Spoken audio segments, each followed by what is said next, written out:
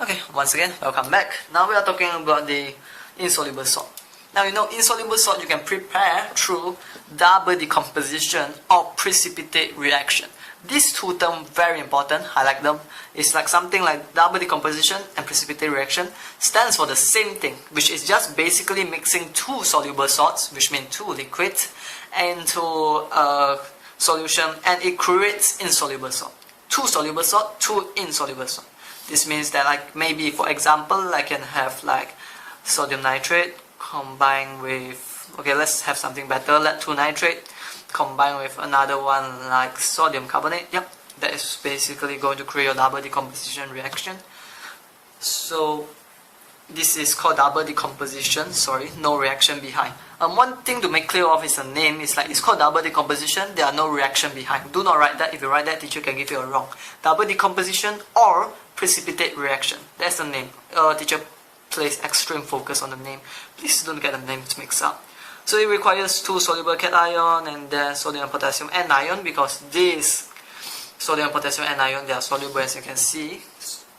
So the steps is to just mix the solution, filter them, wash them, and just dry with filter paper. Okay. So the continuous variation method is going to be to determine the ion. You can kind of like determine the ionic equation. So it's basically the steps is you have fixed volume of X. By X, it can be the one that is the controlling the cation, or you can have a fixed, and then you have a different volume of Y. Y should be the anion. So it's like you can find the height and the volume of the precipitate. So it's after you've done the experiment, you have a few test tubes. You can kind of see like they have a different height, and then after it stays consistent. This is the height of that particular precipitate that it created. Increasing, then stay consistent.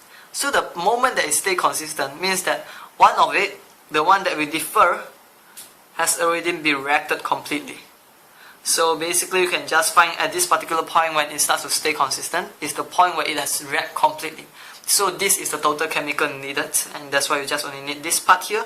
Take both of them, calculate their number of moles, and then compare both of their number of moles in their ratio, and you can get their chemical formula.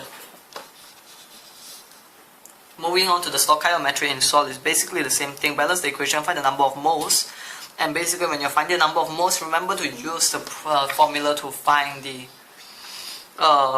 number of mole for acid and alkaline, which is MV, molarity, and volume. Molarity times volume divided by 1000. So find the number of mole and then fill in the data and find the value.